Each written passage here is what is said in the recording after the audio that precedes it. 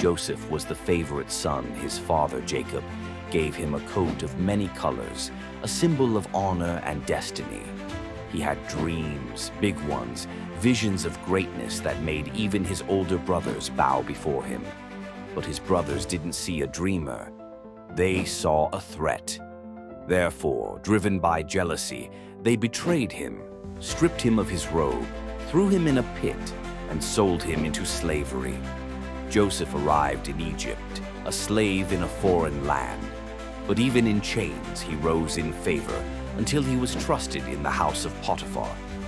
But then came the lie, a false accusation from Potiphar's wife. Therefore, Joseph was thrown into prison, not because he did wrong, but because he refused to. He sat behind bars, forgotten. He helped others by interpreting their dreams. But when it was their turn to remember him, they didn't. Therefore, for 13 years, Joseph endured setback after setback, betrayed by brothers, framed by lies, abandoned in silence. But then Pharaoh had a dream one that none of Egypt's wisest could understand. Therefore, someone finally remembered the forgotten prisoner. Joseph was summoned, and in one divine moment, the slave became a statesman, the prisoner became a prime minister, the forgotten became the favored. He didn't climb to power, he was called into it. Years later, famine swept the land, and the very brothers who betrayed him, they came begging for help.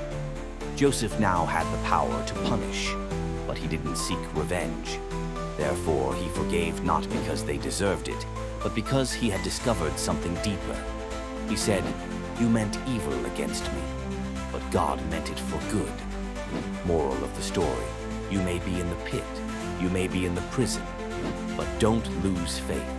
Therefore, hold on, because when it's God's time, you won't walk into your comeback. You'll be called into it.